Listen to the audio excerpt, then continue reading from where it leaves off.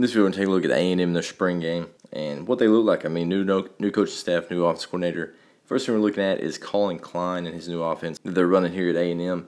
And obviously, it was a tough day. The offense was quite a bit behind as far as the defense. A&M had been a defensive team, obviously. And then, of course, Elko coming in there. He's an absolute guy, and they had some really good players on defense. But right here, this is a really good scheme. They're running, looks like a fade out over here. These guys are running across. And then this running back has a shake. He's working to the middle. This backer that has him man-to-man over-rotates, eyes on the quarterback, and he creates an easy throw in the middle of the field. Once that clears out, and this linebacker over-rotates out there, he can't change directions with the back. Now creating an explosive play. This was one of the very rare big plays there for Texas A&M in this game. But I thought this was a great design. Must have seen that guy over-rotating, knowing that it's man-to-man. Now he can work back to the middle of the field. Easy throwing catch. You just stop it right there. I mean, you can't make an easier throw and catch for about 8 yards away from each other. Huge play. Turns into a big play just right there with a little bit of misdirection. Double move there for the running back. Next thing we want to look at is basically the number one run that they had, and that's pin and pull. And it's one of those runs that if you get really good at it, these guys aren't getting a ton of penetration, can get on the edge. So the down blocking, if you got anybody on your inside gap, you're going to down block. If you don't, you're going to pull. And right here on this one, you're getting a pull from the front side guard and center, and they're working outside. Great job here by the back, letting all this work out as he's getting to the edge and staying flat is the thing. Staying flat right there. There's your kick. There's your lead by the second pull to the center. Now let's get vertical. And right there about 7-8 yards on that pin and pull to the tight end. That's one thing that they did quite a bit more than most teams have done. And they have an inline tight end right here. You got a tight end over here to the left, running pin and pull that direction, able to get the edge. Another look at pin and pull. This time they're only pulling the center. You got your fullback over here to the front side to help seal the edge. And right there again going flat, getting vertical, that center pulling around for that guy is going up to the linebacker. So that this was, again, a real patient run. Get behind your puller. And then right there, just the athleticism to go. They got some backs. Man, they really have some backs that can go. And this dude right here is an absolute guy. I mean, he's out here outrunning guys, stiff-arming a dude to the ground. Again, pin and pull is going to be big for him this year. Looked really good in the game on Saturday. Another look here again, pulling the guard and center like they did on the first play over here. Inline tight end, down blocking on a 7-tech.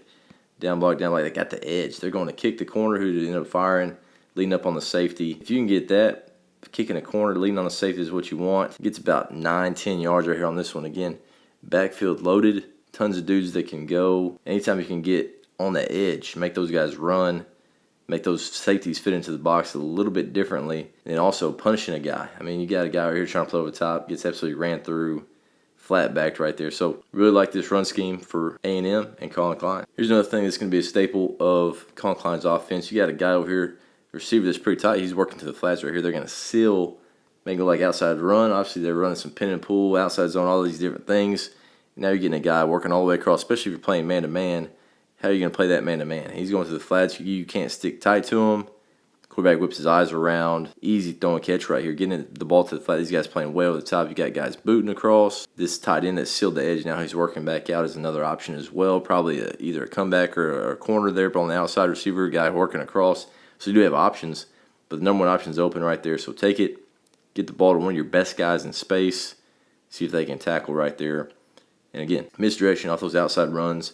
After we saw him run that pin and pull, can be huge, working that backside with a progression, getting the quarterback out of the pocket. Look right here, red zone goal line concept that is really good. I mean, it's one of those things, if they're running the spring game, it's probably a staple of what they're doing.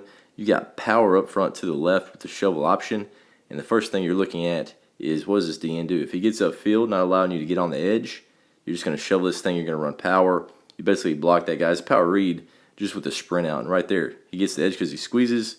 Now on the outside, they've got a rub route. A corner, and as you see, this guy right here worked there and got the rub, made him follow. And that allowed the quarterback to get the edge and rip it to his guy on that rub route for a touchdown. Really intricate play. I mean, it starts off reading that defensive end. If he's getting upfield or not squeezing, you're going to flip the shovel option right here to the running back, but he's squeezed, so now you got the edge to work that rub route, and they get a guy open there for an easy touchdown, easy throw and catch. Great design there from Colin Klein and the A&M staff. Now we're going to take a look at just some of the playmakers on the outside. And 3 right here is obviously their stud on the outside. A couple square ends here and then a corner. Inside leverage man-to-man. Quarterback knows that his guy is one-on-one throw it in that space, let your guy go. Great effort right there. Dodge gets hands underneath it, going on that corner route, see if he can make a play for you. Running back depth was huge. I mean, they got some guys that can really go. I thought this might have been the most impressive run until the end of it. Right here, runs through one arm tackle, just the explosiveness and burst to hit that.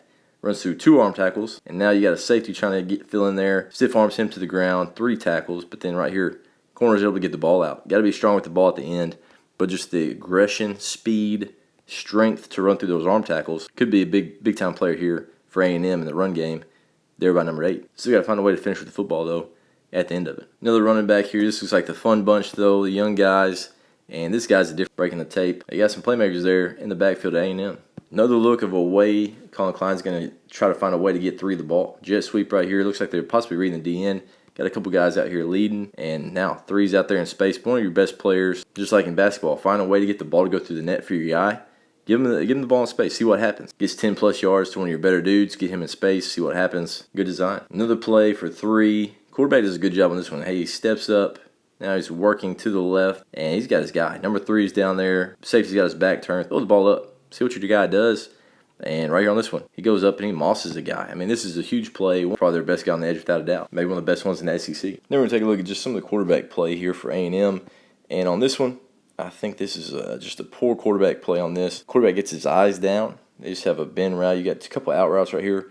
There's a blitz. I mean, they're bringing guys. You just got to find time. His eyes started here. Step up in the pocket and throw the ball right now to him. Don't bring your eyes down and just try to run. Get your eyes up. It's a blitz. There's going to be somebody open. It's 2-on-1 right here. Get the ball out of your hand. Stop just pulling your head down and trying to run. Get the ball out to your guy. It's a big play if you do that, and it's not that hard. I mean, just step up as you feeling this pressure, and instead of getting your eyes down, just slide, throwing the ball right now off your back foot. I mean, you're an athlete. You can do that.